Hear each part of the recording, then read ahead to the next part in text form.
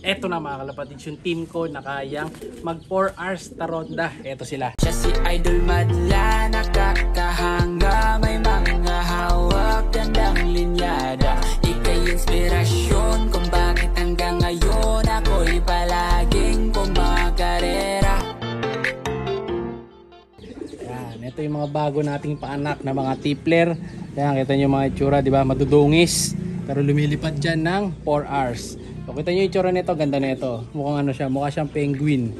Yung kulay niya na pula sa likod, ayan, makapal sa likod. Pero yung sa mukha niya, maputi. Ayan, oh. Tapos yung mga mata nila, pearl eye na, namumuti. Ayan, oh. Cute mga kalapatids, maliliit lang ang paa. May sing-sing yan, nilagyan natin ng ring hair. Yung isa, ito naka PHA. Tapos yung isa naka PHA din, medyo madumi lang. Ayan. Magkapatid to. Ayan, full sieve to, kaso hindi magkasama na pinisa kasi pinaghiwalay natin to eh. Ito naman yung isa. Ayan. Maganda rin to, kaso hindi ko masyadong type kasi medyo madumi kulay niya. Ayan, oh. Parang ano siya eh, kulay basahan ng kulay. Ito maganda kasi parang ano siya, molted na grisel.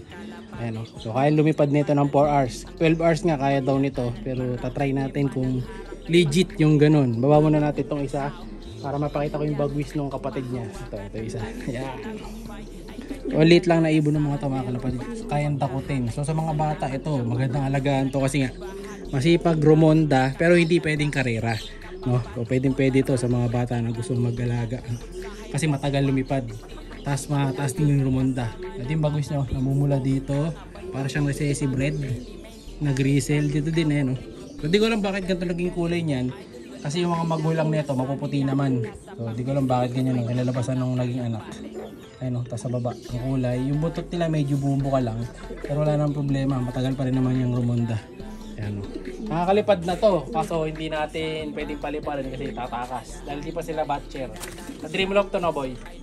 Lalagay natin lahat to dun sa itaas sa Dreamloft. Ito naman yung kapatid niya. Ito yung hindi ko type.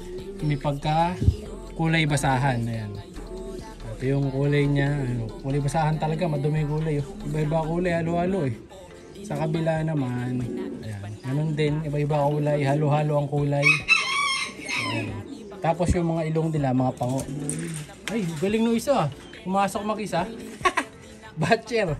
So matatalino to, mukha lang sila mga netoy. Ayan, netoy looks pero matatalino yan. So yung mukha netoy, grisel din siya, so magulo kulay eh. Yung buntot, ganun din, pagkapula. No? So yung mga magulang yan, pupuntahan ko mamaya, papakita ko sa inyo. Baba natin, try natin kung kaya niya umuwi ah. Ayan, sundan natin. Titingnan ko kung kaya niya umuwi dun sa ulungan niya. Yung kapatid niya nakauwi eh. Try natin. Sige nga, tingnan natin. Ayan, uwi na. Okay, papartagulin ka niya, hindi ka umalis. Tingnan natin kung kaya niya umuwi mag-isa. Ayan, umuwi na. Papasok na yata doon sa butas. Nakita na niya yung bahay niyo.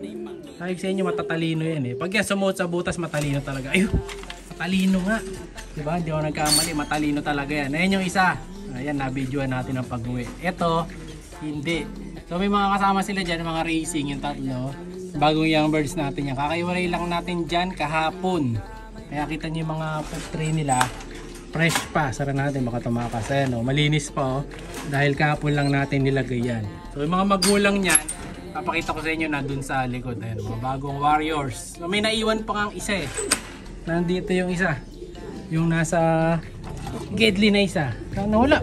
Ayun, natabunan niya. Ayun yung isa, nandun sa kabila. Naiiwan eh. Ayan. Kasi medyo bata pa eh. Baka hindi pa kaya kumain mag-isa, kaya hindi ko na muna siya kinuha.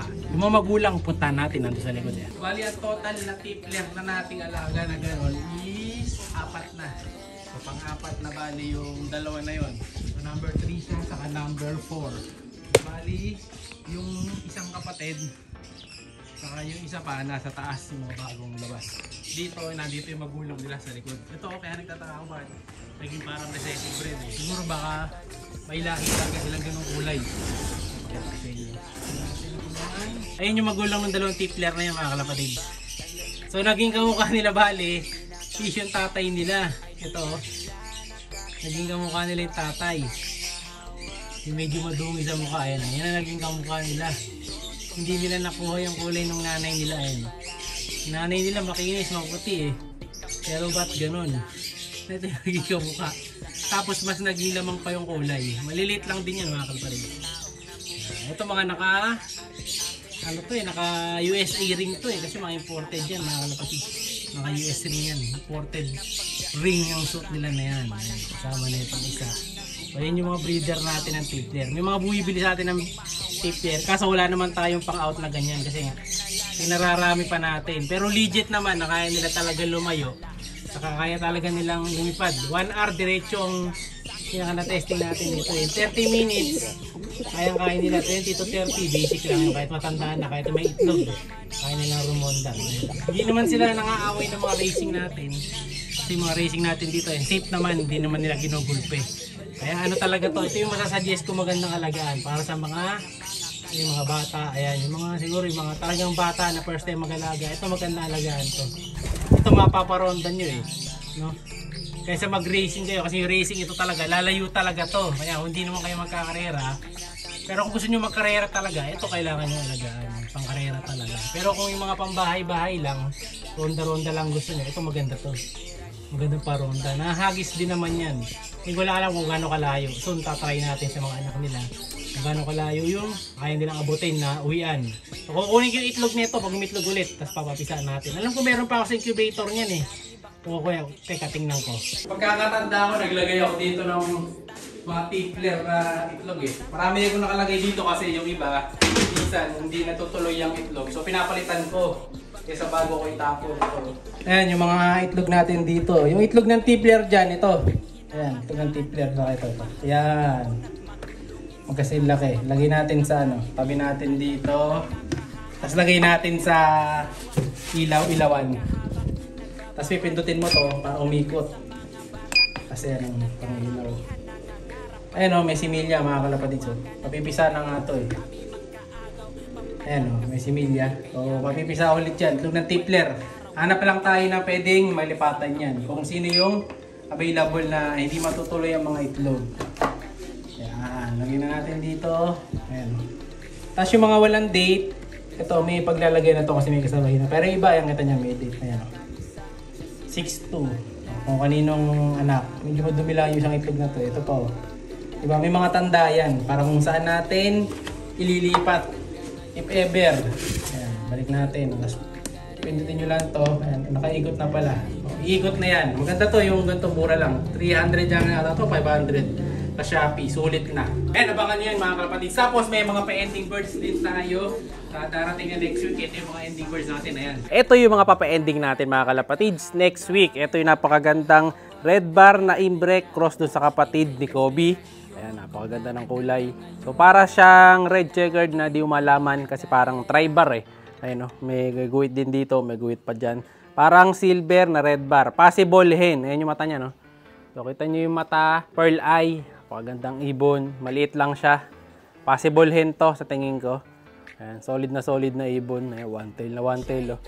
Balance na balance yung ibon. Napakagandang ibon. Ang ring pa pala nito is yun, naka BBC 2024 na ring. So may isa pa tayong ganito, yung kapatid may iwan sa atin. Bukod dyan, eto meron pa tayong isa dito. Ayan, yung medyo macho na barako. Ayun, yung nasa taas. Barako ba yan? Parang barako Ayan, yung nasa gidli, kaliwa. Ayan, ayan yung line naman nito is Bricok na red check cross dun sa speedbird din natin. So bali yung tatay niyan is yung pulang-pulang ibon. Okay, nakita nyo mga ending birds natin mga kalapatid sa. Kung nyo sumali, mag-PM lang. Alam nyo na, like, share, subscribe. Siya'y kalapatistang napakagaling na kinakilala.